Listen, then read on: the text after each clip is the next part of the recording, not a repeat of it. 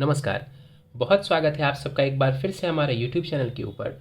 आज के कार्यक्रम में हम एक 48 वर्षीय महिला की जन्म कुंडली का विश्लेषण करने जा रहे हैं, जिन्होंने अपने बर्थ डिटेल्स हमारे साथ शेयर किए हैं और ज्योतिष के माध्यम से अपने जीवन से जुड़े हुए प्रश्नों के उत्तर जानना चाहती हैं। साथ ही साथ चाहती हैं कि मैं इनकी कुंडली का पूर्ण विश्लेषण करूं। आगे बढ़ने से पहले हर बार की तरह आप सबसे निवेदन है, यदि अभी तक आपने हमारे चैनल को सब्सक्राइब नहीं किया है तो आपसे सब्सक्राइब कर दें और बेल आइकन को दबाना ना भूलें। साथ ही साथ यदि आप सब इसी प्रकार अपनी कुंडली का विश्लेषण कराना चाहते हैं तो स्क्रीन के ऊपर दिए गए व्हाट्सएप नंबर के ऊपर आप मुझसे संपर्क कर सकते हैं। सीधे आ जाते हैं आज के कार्यक्रम के ऊपर। इनके बर्थ डिटेल्स को मैं आप सबों के समक्ष रख देता हूं। 25 दिसंबर 1973 को इनका जन्म हुआ है। जन्म का समय है सुबह के 8:53 और जन्म का स्थान है दिल्ली। इनके प्रश्नों की बात की जाए तो इन्होंने कुंडली में कुछ योग के बारे में पूछा है कि विपरीत राजयोग क्या बन रहा है अथवा नहीं। शत्रुहंता योग के बारे में भी ऐसा ही कुछ सवाल है इनका। मुख्य सवाल कार्य क्षेत्र से जुड़ा हुआ, इनके करियर से जुड़ा हुआ है और इन्होंने पूछा है कि कार्य क्षेत्र में काफ़ी उथल पुथल की स्थिति चल रही है, क्या भविष्य में नौकरी हानि होने की कोई स्थिति बनती है। इसके अलावा अपने संतान से जुड़े हुए कुछ इन्होंने क्वेश्चंस पूछे हैं और आयु को लेकर के इन्होंने सवाल पूछा है और ग्रहों से जुड़े हुए कुछ टेक्निकल क्वेश्चंस भी इन्होंने पूछे हैं। तो विस्तार पूर्वक हम इनके प्रश्नों को लेंगे, जैसे कि हम हर बार लेते हैं आखिर में। लेकिन सबसे पहले इनकी लगन कुंडली की तरफ चलते हैं, जो कि हमारे समक्ष है। 10 नंबर से ये पत्रिका शुरू हो रही है, यानी कि मकर लगन की कुंडली बन जाती है। वहीं चंद्रमा देव देखें तो वो धनु राशि में जाकर के विराजमान है। तो ये पत्रिका बन जाती है मकर लग्न एवं धनु राशि की। मकर लग्न यानी कि शनि का लग्न, ऐसे लोगों के स्वभाव की बात की जाए तो प्रैक्टिकल होते हैं, अपने काम में ज़्यादा रुचि रखने वाले होते हैं। कार्य क्षेत्र में ऐसे लोग अच्छा करते हैं। जीवन में शनय शनय यानी कि धीरे धीरे आगे बढ़ने वाले होते हैं। क्यों? क्योंकि ये शनि का लगन बनता है। गंभीर स्वभाव के भी माने जाते हैं। यहाँ पर समझे तो जो चंद्रमा है वो धनु राशि में बैठे हुए हैं, गुरु की राशि में यहाँ पर चंद्रमा बैठे हुए हैं। ज्ञान के लिए ये राशि अच्छी मानी जाती है। नॉलेज के लिए ये ज्ञान जो राशि है ये बढ़िया माना जाता है। एक बात और समझें तो धनु राशि है इनकी, तो वर्तमान में इनको 7.5 चल रही है। लगन से शनि का गोचर चल रहा है चंद्रमा से दूसरे भाव में, इस वजह से 7.5 इनको फिलहाल लगी हुई है। लगन की ओर हम पुनः चलते हैं तो देखें तो लगन में दो शुभ ग्रह शुक्र एवं बृहस्पति हमें नजर आ रहे हैं। दो शुभ ग्रह लगन में यहाँ पर बैठे हुए हैं, तो इतना कह सकते हैं कि जिसकी भी ये कुंडली है उसके व्यक्तित्व में यहाँ पर सौम्यता दिखती है। व्यक्तित्व को अच्छा माना जाएगा क्योंकि दो शुभ ग्रह यहाँ पर विराजमान है। शुक्र की बात कर ली जाए तो 16 डिग्री के साथ युवावस्था में यहाँ पर शुक्रदेव बैठे हुए हैं, जो कि इस कुंडली के पंचमेश एवं कर्मेश होते हैं। तो कुंडली का जो योग कारक ग्रह है वो आपके लगन में बैठा हुआ है, ये अच्छा है। पर्सनालिटी के लिए बढ़िया है, करियर के लिए बढ़िया है, ग्रोथ के लिए इसको अच्छा माना जाएगा। पंचम भाव हमारे संतान का होता है, वो लगन में आकर के यहाँ पर शुक्रदेव बैठे हुए, तो संतान को लेकर के सोचना, वैसे तो हर माँ बाप सोचते हैं अपने संतान को लेकर के, लेकिन फिर भी यहाँ पर जो पंचमेश लगन में आके बैठे हुए हैं तो उनके बारे में ज़्यादा चिंता करना, ये चीज़ें यहाँ पर दर्शाते हैं। करियर को लेकर के भी आप फोकस्ड रहेंगे, शुक्र इन चीज़ों को दर्शा रहे हैं। तो शुक्र का यहाँ बैठना फेवरेबल है आपके लिए। सप्तम भाव के ऊपर जो शुक्र की दृष्टि जाएगी, अपनी तरफ से ये मैरिड लाइफ में भी आपको चीज़ें देने वाले होंगे, अच्छी चीज़ें प्रदान करने वाले होंगे। गुरु की बात कर ली जाए तो गुरु इस कुंडली में कोई अच्छा ग्रह नहीं माना जाएगा, कारक ग्रह नहीं माना जाएगा। तृतीयेश एवं द्वादशेश बनते हैं, जाकर के लगन में बैठे हुए हैं। नीच की राशि में है, लेकिन फिर भी इनका निचत्व भंग हो रहा है इस कुंडली में, तो नीच होने से कोई परेशानी यहाँ पर नहीं है। अब देखें तो द्वादशेश गुरु का लगन में बैठना, इसको हम बहुत ज़्यादा अच्छा तो नहीं कह सकते हैं।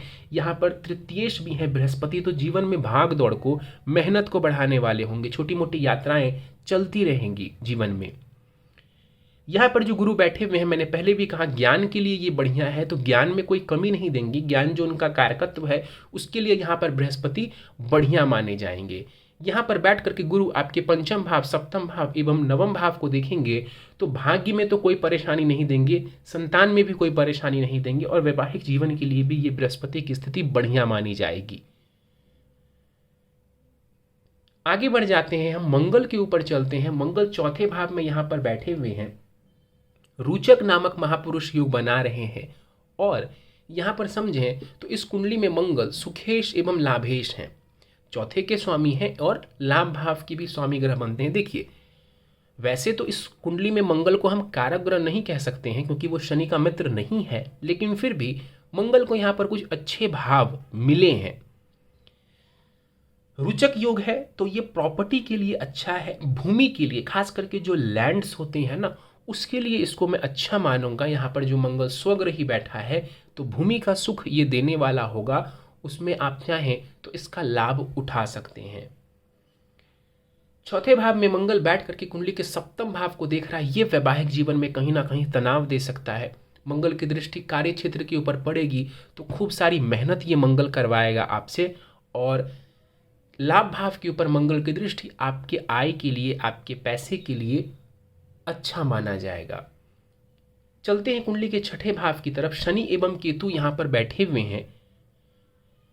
शनि केतु यहाँ पर छठे भाव में बैठे हुए हैं। अब याद करिए मैंने कहा था कि मकर लग्न की आपकी पत्रिका है और शनि लग्नेश बनते हैं। अब लग्नेश जाकर के कुंडली के छठे भाव में बैठे हुए हैं, अकेले नहीं बैठे हैं, यहाँ पर केतु के साथ बैठे हुए हैं। तो यहाँ पर केतु शनि युति बना करके बैठे हुए हैं, इसको हम अच्छा नहीं कंसिडर करते हैं। यहाँ पर कहीं ना कहीं केतु के, देखिए शनि का एक तो छठे में बैठना इतना बुरा नहीं है, लेकिन केतु के साथ बैठना, वो भी शनि जब लग्नेश हो, तो फिर ये कहीं ना कहीं लाइफ में एफर्ट्स को, मेहनत को, संघर्ष को थोड़ा बढ़ाने वाले होते हैं। शनि यहाँ पर वक्री है और केतु भी यहाँ पर वक्री ही है, और दोनों युति बना करके बैठे हुए हैं। छठा भाव आपकी बीमारियों का होता है, छठा भाव आपके करियर को भी कहीं ना कहीं दर्शाता है, तो इन चीज़ों में थोड़ा विशेष ध्यान रखने की ज़रूरत है। अब समझे तो शनि धनेश भी बनते हैं, जाकर के कुंडली के छठे भाव में बैठे हुए हैं। धन को लेकर के भी यहाँ पर टेंशन थोड़ी बहुत रह सकती है, लेकिन ज़्यादा जो है मैं यही बोलूँगा कि अपने कार्यस्थल पर, अपने कार्यस्थल का ध्यान रखें। और आपने प्रश्नों में बताया ही है कि वहाँ पर परेशानी चल रही है। देखिए दसम भाव के साथ साथ जो है ना छठा भाव भी, अगर आप कहीं पर जॉब कर रहे हैं, किसी की भी पत्रिका हो, तो वहाँ पर छठा भाव भी बहुत ज़्यादा मायने रखता है। तो यहाँ पर जो शनिदेव बैठे हुए हैं केतु के साथ पीड़ित होकर के, वो परेशानी कार्य क्षेत्र को लेकर के दर्शा रहे हैं। यहाँ से बैठ करके शनि कुंडली के अष्टम भाव को, 12वें भाव को एवं तीसरे भाव को प्रभावित करेंगे। देखिए अष्टम भाव के ऊपर शनि की दृष्टि आयु के लिए बढ़िया है, आयु वृद्धि के लिए बढ़िया है। 12वें भाव के ऊपर जो शनि की दृष्टि पड़ रही है, ये चंद्रमा को और सूर्य को पीड़ित करने वाले होंगे। वहीं तीसरे भाव के ऊपर शनि की दृष्टि कंसिस्टेंट एफर्ट, कंसिस्टेंट मेहनत के लिए दर्शा रहा है कि चीज़ें आपको बार बार करनी हो, कंसिस्टेंसी के साथ करनी हो, जो कि मैं अच्छा मानता हूं क्योंकि आप मकर लगन की हैं और यहाँ पर मेहनत शनिदेव ज़रूर करवाएंगे। केतु की बात कर ली जाए, देखिए केतु छठे भाव में बुरे नहीं माने जाते हैं, लेकिन यहाँ पर दो दो पापी ग्रह इकट्ठा बैठा हुआ है, ये बुरा है, ये बुरा है। तो हेल्थ वगैरह का थोड़ा ध्यान रखते हुए चलिएगा। अदरवाइज मैं बोलूँगा कि अपने कार्य क्षेत्र का भी विशेष ध्यान रखें। आगे बढ़ जाते हैं, कुंडली के 12वें भाव की तरफ चलते हैं। चंद्रमा, सूर्य, राहु एवं बुध, 4 ग्रहों की युति हमें यहाँ पर नजर आ रही है। अगर आप ध्यान से देखेंगे तो यहाँ पर चंद्रमा अस्त के हैं और बुध भी यहाँ पर अस्त के हैं, यानी कि सूर्य के प्रभाव में आने के कारण इनका जो बल है वो कमजोर हो रहा है। राहु भी यहाँ पर बैठे हुए हैं, हमें पता है कि बुध के साथ बैठते हैं तो जड़ दोष बना देते हैं, जड़त्व दोष बना देते हैं। सूर्य के साथ बैठते हैं राहु ग्रहण, चंद्रमा के साथ बैठते हैं तो अगेन वो ग्रहण बना देते हैं। ये चंद्रमा अमावस्या के आसपास का है, देखा जाए तो अमावस्या के पास का है ये चंद्रमा, तो ये उसको और थोड़ा कमजोर कर देता है। अब समझिए यहाँ पर जो चंद्रमा बैठे हुए हैं ये काफ़ी कमज़ोर अवस्था में बैठे हुए हैं, शनि से भी दृष्ट हैं, तो ये आपके मानसिक स्वास्थ्य के लिए अच्छा नहीं है। ये मानसिक तनाव आपको, मानसिक पीड़ा आपको दे सकता है। तो डेफिनेटली जो चंद्रमा को मैं बोलूँगा कि आप थोड़ा बेहतर करिए, ये बहुत ज़रूरी है। नहीं तो ये मेंटल हेल्थ के लिए अच्छा नहीं है। कुछ ना कुछ ऐसा लगा रहे जिससे कि व्यक्ति का मानसिक जो तनाव है वो ख़त्म ना हो। वहीं सूर्य की बात कर ली जाए तो सूर्य यहाँ पर राहु के साथ बैठे हुए हैं, ग्रहण बना रहे हैं। इस कुंडली में सूर्य देखें तो अच्छे ग्रह नहीं माने जाएंगे, वो अष्टमेश हैं आपके, अष्टमेश है सूर्य और उनका जाकर के यहाँ पर बैठना विपरीत योग की स्थिति तो बना रहे हैं, इसमें कहीं कोई दो राय नहीं है। सूर्य यहाँ पर विपरीत राजयोग की स्थिति का निर्माण कर रहे हैं, तो ये एक फायदेमंद चीज जरूर है। लेकिन चंद्रमा का साथ बैठना, सूर्य का साथ बैठना, अमावस्या, फिर राहु के साथ ग्रहण लगाना, तो इसमें कहीं ना कहीं लाइफ में आगे बढ़ने में परेशानियों को दर्शाता है। बुध की बात कर ली जाए तो बुध यहाँ पर षष्ठेश जरूर है, लेकिन वो भाग्येश भी है। भाग्येश जाकर के 12वें में बैठा हुआ है, वो भी राहु के साथ, वो भी अस्त होकर के ये भाग्य के अच्छे प्रभाव को कम कर रहा है। तो मैं बोलूँगा कि बुध को भी थोड़ा बेहतर करने की आवश्यकता है, और बुध को बेहतर करेंगे तो भाग्य का ज़्यादा लाभ मिलेगा। देखिए, अब कौन नहीं चाहता है कि मैं कम मेहनत करूं, या मैं जितनी भी मेहनत कर रहा हूं उसमें मुझे चीज़ें हासिल हो जाए। कोई भी व्यक्ति ज़रूरत से ज़्यादा मेहनत नहीं करना चाहता है, और बात भी उचित है। तो यहाँ पर अगर आप अपने बुध को देखेंगे तो ये काफ़ी ज़्यादा कमज़ोर नज़र आ रहे हैं। राहु से पीड़ित, सूर्य से अस्त, कुंडली के 12वें भाव में, तो इसका मतलब है कहीं ना कहीं ज़रूरत है यहाँ पर कि हम इस बुध को थोड़ा बेहतर करें, ताकि हमारे कार्य क्षेत्र में कम परेशानी आए, क्योंकि छठा भाव को मैंने करियर से भी जोड़ा। दूसरी बात, यहाँ पर जो बुध भाग्येश बनते हैं, तो बुध को अगर हम बेहतर करेंगे तो हमारे भाग्य से हमें सहायता मिल जाएगी। राहु बैठे हुए हैं, अब हमें पता है कि राहु कुछ ना कुछ खिचड़ी पकाता रहता है। इस राशि में या इस भाव में राहु को बहुत अच्छा नहीं माना गया है। देखिए, धनु राशि में राहु देव बैठे हुए हैं, उसका जो लॉर्ड है गुरु, वो नीच का बैठा हुआ है। डेफिनेटली नीचत्व भंग हो रहा है, लेकिन है तो नीच का। अब यहाँ पर जो राहु बैठे हुए हैं, ग्रहण भी बना के बैठे हुए, तो लाइफ में कुछ ना कुछ कहीं ना कहीं लगा रहे, ये राहु दर्शा रहे हैं। मतलब कि व्यक्ति कंसिस्टेंटली किसी ना किसी चीज में फंसा रहे। आज इससे बाहर निकले तो कल उस बात की चिंता, इससे हो जाए फ्री तो दूसरे बात की चिंता। तो राहु यहाँ पर उस तरीके की चीज़ों को देने वाले होंगे। और सबसे ज़्यादा क्या देंगे राहु? दो चीज़ें बोलूँगा। पहला, भाग्य में उतार चढ़ाव। दूसरा, मानसिक तनाव। कारण बहुत साफ है, बुध के साथ बैठे हुए हैं। कौन? बुध, जो भाग्येश है और कमज़ोर है, और चंद्रमा के साथ बैठे हैं ग्रहण बना के। तो ये अच्छा नहीं है। राहु की दृष्टि आपके चौथे भाव के ऊपर जाएगी। ये सुख का भाव होता है। अभी वो मन को डिस्टर्ब कर रहा था, अब वो सुख को भी डिस्टर्ब कर रहा है। तो घर में भी टेंशन रहे,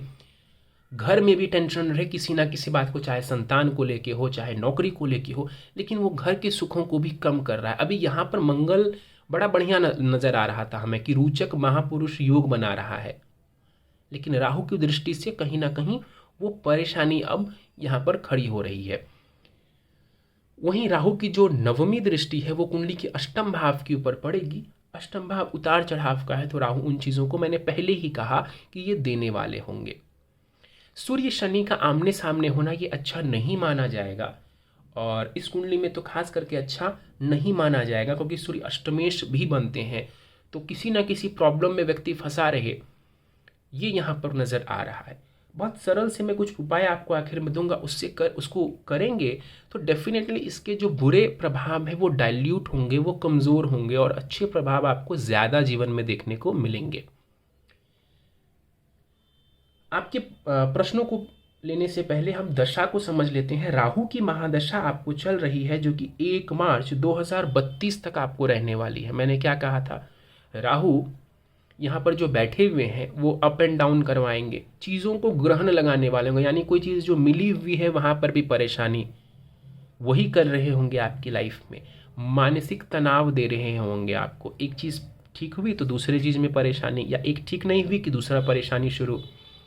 राहु में फिलहाल बुध की अंतर्दशा चल रही है। बुध को बेहतर करेंगे तो भाग्य का लाभ इस दौरान मिलेगा। बुध की अंतर्दशा फरवरी 2022 से अगस्त 2024 तक आपको रहने वाली है। आपके प्रश्नों को ले लेते हैं। विपरीत राजयोग बन रहा है या भंग हो रहा है? विपरीत राजयोग बिल्कुल बन रहा है। सूर्य का यहाँ पर विपरीत राजयोग की स्थिति यहाँ पर मैं मानता हूँ कि सूर्य की बन रही है, और बुध की भी बन रही है। बुध की भी काफ़ी हद तक मैं मानता हूँ कि यहाँ पर बन रही है, लेकिन बुध काफ़ी ज़्यादा कमज़ोर नज़र आ रहा है, तो ये अच्छी बात नहीं है। शत्रुहंता योग के बारे में जो आपने पूछा है, मैं शत्रुहंता योग यहाँ पर नहीं बोलूँगा। हाँ, शनि छठे में है, इस वजह से आप कह रहे होंगे, मैं समझ रहा हूँ, लेकिन वो खुद पीड़ित है। अगर वो बली होकर बैठता तो मैं ज़रूर आपकी इस बात को स्वीकार करता, लेकिन वो वहाँ पर बहुत ज़्यादा पीड़ित होकर बैठा हुआ है, तो मैं शत्रुहंता योग के बहुत ज़्यादा लाभ को नहीं देख रहा हूँ। लेकिन हाँ, संघर्ष करेंगे तो वहाँ पर शनि आपको फ़ायदा कुछ ना कुछ पहुँचा देंगे, लेकिन इसको शत्रुहंता से जोड़ना ठीक नहीं है। करियर को लेके आपने पूछा है कि करियर में काफ़ी उथल पुथल की स्थिति चल रही है। राहु की दशा लगी हुई है आपको, और राहु इन चीज़ों को देने वाले होते हैं, दर्शा ही रहे हैं कुंडली में। गोचर से भी समझें तो 10th हाउस में आप जानते हैं कि इस वक्त केतु का गोचर चल रहा है। तो कार्य क्षेत्र में उथल पुथल की स्थिति बिल्कुल नजर आ रही है। क्या भविष्य में नौकरी हानि की स्थिति बनती है? देखिए, मैं एक बड़ी सरल सी बात आपको कहता हूँ। सितंबर 2025 तक, यानी कि अभी से लगभग 3 साल, ये समय आपके करियर में परेशानी भरा रह सकता है। ये 3 साल विशेष ध्यान रखें। उसके बाद मैं करियर की काफ़ी ज़्यादा प्रगति देख रहा हूँ, लेकिन अभी आपको काफ़ी ध्यान से चलने की ज़रूरत है। सितंबर 2025 तक काफ़ी ध्यान से चलने की आपको आवश्यकता है। और अगर फिलहाल रिसेंट की बात करें तो नवंबर 2023 तक कहीं ना कहीं आप विशेष ध्यान रखिए। नवंबर 2023 तक 1-2 साल में जॉब रिव्यू है, बिल्कुल ये टाइम क्रिटिकल है। देखिए, मैं ये नहीं बोलूँगा कि ये टाइम बुरा है या आपकी नौकरी की हानि हो ही जाएगी, ऐसा हम क्यों सोचेंगे, लेकिन इतना ज़रूर है कि ये कुंडली के हिसाब से भी एक क्रिटिकल टाइम है। अगर क्रिटिकल टाइम नहीं होता तो आप ये सवाल लेकर के मेरे पास आते ही नहीं। इसके बाद इन्होंने पूछा है कि बड़े बेटे जो हैं उसके अंदर अति आलस्य की स्थिति है और स्वास्थ्य की भी चिंता रहती है, और उन्होंने बताया है कि उनकी पत्रिका का एनालिसिस करवाया गया है मुझसे। देखिए, मैं बार बार कहता हूँ कि जो अगर आपकी कुंडली है तो आपकी कुंडली से उन चीज़ों को हम बहुत ज़्यादा अच्छे से देख और समझ सकते हैं। तो डेफिनेटली जब आपने अपने पुत्र की पत्रिका दिखाई होगी तो वहाँ पर मैंने कारणों को बताया होगा, कुछ उपाय भी सजेस्ट किए होंगे। इनकी पत्रिका से फिर भी अगर हम देखने की कोशिश करें तो पंचम भाव जो कि शिक्षा और संतान को दर्शाता है, तो संतान के भाव के ऊपर पाप कर्तरी यहाँ पर हमें नज़र आ रहा है। अब मैं ज़बरदस्ती ये नहीं बोलूँगा कि जो शुक्र पंचमेश है वो खराब स्थिति में है। अभी तो कहा कि वो बहुत अच्छी स्थिति में है, तो वो ज़बरदस्ती मैं नहीं कहने वाला हूँ कि अब शुक्र खराब हो गए, बिल्कुल खराब नहीं हुए। हाँ, पाप कर्तरी है, इस वजह से ये बाधा दर्शा रहा है पंचम भाव से जुड़ी हुई। वो बाधा एग्जैक्टली क्या होगी, क्यों हो रही है, वो उनकी पत्रिका से आपको बताया गया होगा। हाँ, यहाँ पर मैंने कहा संतान को लेकर के चिंता दिखती है, संतान को लेकर के आप बहुत ज़्यादा सोचें, ये दिखता है मुझे कुंडली में। माता के चार्ट से इतना मैं ज़रूर बोल सकता हूँ कि यहाँ पर पंचम भाव में पाप कर्तरी है, तो वो कहीं ना कहीं संतान को बाधा देने का काम करेगी। क्या उपाय करेंगे, नहीं करेंगे, फ्यूचर कैसा होगा उनका, उनके चार्ट को एनालाइज करते वक्त जो मैंने आपसे कहा है उसी को आप फाइनल मानिए। अगला सवाल जो इन्होंने पूछा है वो आयु को लेकर के पूछा है कि आप आयु की गणना तो नहीं करते हैं, लेकिन फिर भी लगभग आयु अनुमान अगर आप करके बता सकें तो आपकी कृपा होगी। देखिए, आयु अच्छी है। अभी फिलहाल जो राहु में बुध की अंतर्दशा चल रही है, इस दौरान आपको स्वास्थ्य का ध्यान रखने की आवश्यकता है।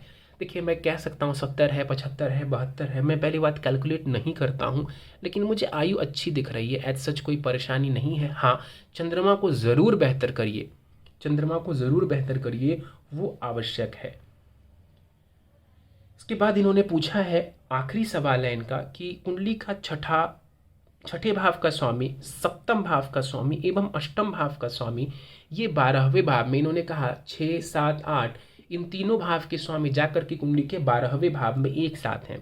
इसका प्रभाव क्या पड़ेगा, क्या लाइफ पार्टनर पर पड़ेगा? बिल्कुल, सप्तमेश इनका लाइफ पार्टनर हुआ।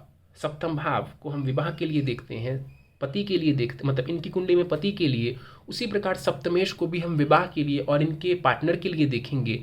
तो यहाँ पर जो चंद्रमा है वो ये दर्शा रहे हैं कि कहीं ना कहीं हस्बैंड को भी कोई पीड़ा रहे, कोई परेशानी रहे, क्योंकि चंद्रमा यहाँ पर काफ़ी ज़्यादा पीड़ित हो रहे हैं। तो डेफिनेटली यहाँ पर जो आपने पूछा है लाइफ पार्टनर के लिए क्या बता रहा है, तो चंद्रमा यहाँ पर उनकी स्थिति को अच्छा नहीं बता रहा है। इसके अलावा सूर्य और बुध के बारे में पूछें उनकी युति का क्या, मैंने कहा भाग्य में उतार चढ़ाव। राहु भी बैठा है, सूर्य इस कुंडली के लिए अच्छा ग्रह नहीं है, वो वहाँ पे बैठा हुआ है, ये अच्छा नहीं है। आप चंद्रमा सूर्य के बारे में पूछेंगे, मैं बोलूँगा अच्छा नहीं है, अष्टमेश है सूर्य, अमावस्या योग का निर्माण हो रहा है यहाँ पर क्योंकि अमावस्या के पास का जन्म है, तो इसको अच्छा तो हम नहीं मानेंगे। इन तीनों की युति को अच्छा तो हम नहीं मानेंगे। भले आप कहें कि सर सूर्य का तो विपरीत योग बन रहा है, बुध का तो विपरीत योग बन रहा है। बुध के विपरीत योग से ज़्यादा अच्छा तब होता जब बुध बली होकर बैठता और आपके भाग्य को सपोर्ट कर रहा होता। चलिए, तो मानसिक तनाव और जो लाइफ पार्टनर को लेकर के चिंता, वो यहाँ पर 12वें भाव से हम देख सकते हैं। देखिए, कुछ उपाय मैं आपको दे रहा हूँ, ओवरऑल आपके चार्ट को देख करके, दशाओं को देख करके करेंगे, सरल से उपाय हैं, अगर करेंगे तो आपको फायदा रहेगा। प्रथम उपाय है नित्य दुर्गा जी की पूजा उपासना करें, दुर्गा चालीसा वगैरह आप पढ़ सकती हैं, फायदा होगा। अगले 2 वर्ष, अभी से लेकर के अगले 2 वर्ष तक आपको विष्णु सहस्त्रनाम यदि संभव हो तो उसका पाठ करिए, उससे फायदा होता हुआ दिख रहा है। रुद्राक्ष माला का प्रयोग करें, इससे घर में शांति एवं समृद्धि बनी रहेगी और जो मानसिक तनाव है उसमें भी कहीं ना कहीं कमी होगी। और सोमवार के सोमवार शिवलिंग के ऊपर जल दूध से अभिषेक करना ना भूलें। रुद्राक्ष को कैसे इस्तेमाल करना है ये आपको बता दिया जाएगा व्हाट्सएप के ऊपर। और जो मैंने बताया कि मंदिर में सोमवार के सोमवार शिवलिंग के ऊपर जल दूध से अभिषेक करना है, ये आप कीजिए। तो यही कुछ उपाय हैं आपके लिए, इन उपायों से आपको लाभ मिलता हुआ कुंडली में नजर आ रहा है। चलिए, तो दोस्तों ये था इस 48 वर्ष महिला की जन्म कुंडली का विश्लेषण। उम्मीद है आपको हमारा यह कार्यक्रम पसंद आया होगा। कार्यक्रम पसंद आया तो आप इसे लाइक करें, शेयर करें। अभी तक आपने हमारे चैनल को सब्सक्राइब नहीं किया है तो आप इसे सब्सक्राइब कर दें और बेल आइकन को दबाना ना भूलें। साथ ही साथ यदि आप सभी इसी प्रकार अपनी कुंडली का विश्लेषण कराना चाहते हैं या फिर मुझसे संपर्क करना चाहते हैं तो स्क्रीन के ऊपर फ्लैश हो रहे व्हाट्सएप नंबर के ऊपर आप मुझसे संपर्क कर सकते हैं। इस वीडियो में फिलहाल इतना ही। आप सभी का बहुत बहुत धन्यवाद।